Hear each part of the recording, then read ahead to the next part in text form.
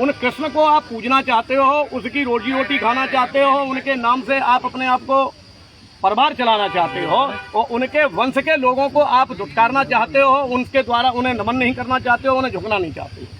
मैं पुनः एक बात कहना चाहता हूं, अगर यादवों से इतनी नफरत है तो गंगा में स्नान करना छोड़ दो, क्योंकि गंगा यादवों को की माँ है, शांतनु की माँ है और यादवों में भी आई थी।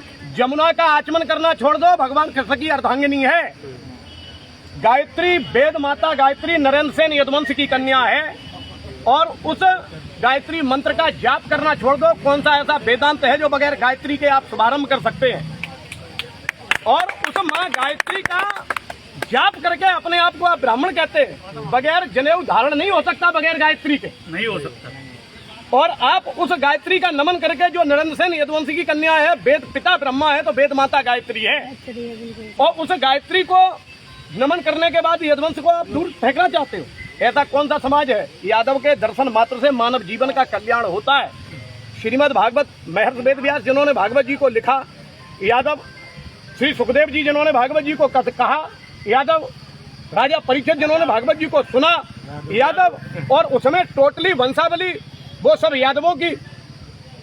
88,000 ऋषियों ने श्री राजा परीक्षित से ये कहा था कि यदि तुम अपने वंश की वंशावली को श्रवण करें तो तुम्हें मोक्ष की प्राप्ति हो जाएगी। चाहे वो कोई भी जाति हो, चाहे कोई भी वर्ग हो, जब तक यदुवंश की कथा को नहीं सुनता है, मृत्यु के उपरांत उसे मोक्ष की प्राप्ति नहीं होती है। और भागवत को सुनने के बाद मोक्ष की प्राप्ति चाहते हो और यादवों के मुखारबिंद से सुनने से अपने आप का अपमान मानते हो। तो मैं पुनः कहना चाहूंगा कि यादव के श्राप से सुदामा जी दर दर भटके थे। यादव के श्राप से सुदामा जी दर दर भटके थे। इसलिए यादवों के श्राप को अपने ऊपर मत धारण करें, जीवन बर्बाद हो जाएगा, जिंदगी खत्म हो जाएगी, कहीं किसी भी जगह मुंह दिखाने लायक नहीं रहेंगे।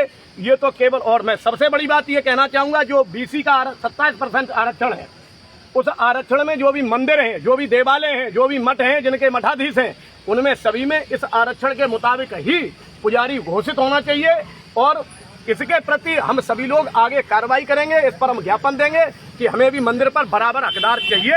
हर जाति को, हर वर्ग को हमारे 27% आरक्षण। सर, क्या मंदिर मठों में क्या SC ST को भी अधिकार मिलना चाहिए? हमारे लखनऊ में SC है, लखनऊ में ज्यादा दूर कहे जाए वो।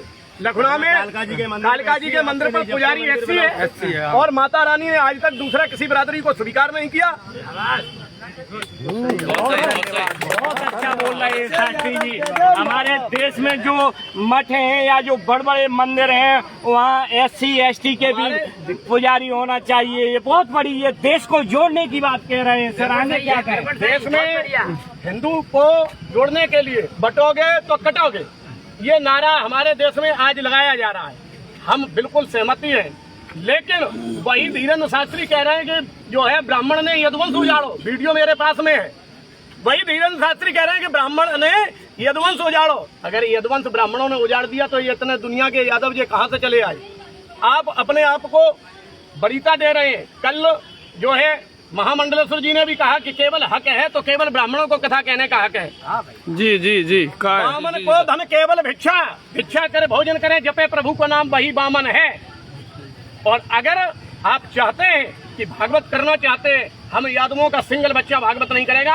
आपके जितने भी बच्चे, जितना भी परिवार नौकरी कर रहा है, पुलिस में, फौज में, सभी घर पर चले आए, क्योंकि क्षत्रित्व का केवल धर्म है। सही है, बिल्कुल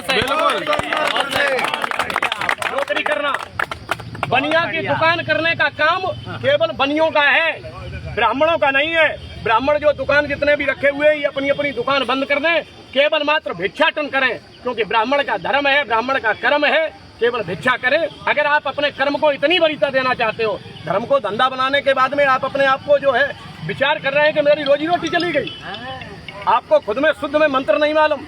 मैं आपको पुनः कहना चाहूंगा, हजारों ब्राह्मण परिवार ऐसे हैं जो दारू पी रहे हैं, मीट खा रहे हैं, मदरा पी रहे हैं, अय्यासी कर रहे हैं। ऐसे ब्राह्मणों के कृत्य को जो है, जिन्हें खुद में कई परिवार ऐसे हैं जो इस तरीके से अपने आप को दूरित से, ऐसा कोई भी यादव वक्ता ऐसा किसी भी तरीके से आज हर जाति में वक्ता है, बघेलों में वक्ता है, साखियों में वक्ता है। मैं किसी यादव की बात नहीं, मैं सभी समाज की बात करना चाहता हूँ। अगर समाज की बात करना चाहते हो, हर समाज में कथावाचक है, हर घर में विद्वान है, हर परिवार में विद्वान है, तो विद्वान का सम्मान होना चाहिए। विद्वता का सम्मान हम करते हैं, चाहे वो किसी भी जाति का हो, किसी भी वर्ग का हो। अगर आज से पुरानी पीढ़ी हमारी सम्मान न करती तो सूरदास नहीं होते, रैदास नहीं होते, कबीर जी नहीं होते। तुलसीदास जी ने लिखा है कि यादव कितना अहिर निर्मल मन दासा, अहिर कितना निर्मल मन किसी का नहीं होता है, केवल यही चोट खा गया इसका मन इतना निर्मल है। भगवान कृष्ण ने सुदामा जी को श्राप दे दिया, बोले तुम निर्धन हो जाओ, गरीब हो जाओ, दर दर भटको। और सुदामा जी जब आए तो कल एक पंडित जी कह रहे थे, बोले सुदामा जी के भगवान ने पैर छुए, प्रमाण है, किसी भी जगह सुदामा जी के पैर नहीं छुए।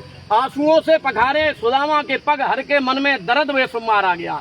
भगवान के मन में ये दर्द पैदा हो गया कि मेरा मित्र है, मेरे श्राप के कारण इसे रोटियां नसीब नहीं हुई, इसलिए अपने सीने से लगा लिया, आंखों में आंसू झलक आए।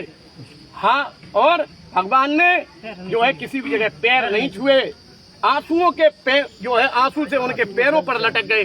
पानी परा तो को हाथ छुओ नहीं, नैन नके नैन, आंखों के आंसू इतने टपक गए कि उनके जल पैरों पर गिर पड़े। कहीं पैर नहीं छुए। मित्रता की निशानी वो थी जिन्हें तीनों लोक दे दिया, आज ये देने लायक नहीं है।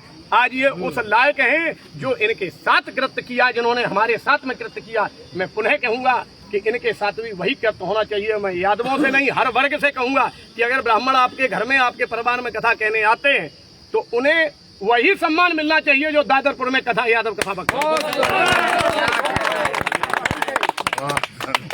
अच्छा सर, एक क्वेश्चन है, देश में जो मंदिर या मठ बने हुए हैं ज्यादातर वहाँ जनरल पुजारी हैं, हाई कास्ट के, क्या SC ST के पुजारी या OBC के क्यों नहीं हो सकते हैं सर? ये मैं जब हमारे देश का संविधान बराबर का अधिकार देता है। अलीगढ़ के पास में एक गुरुकुल है साहब, उस गुरुकुल में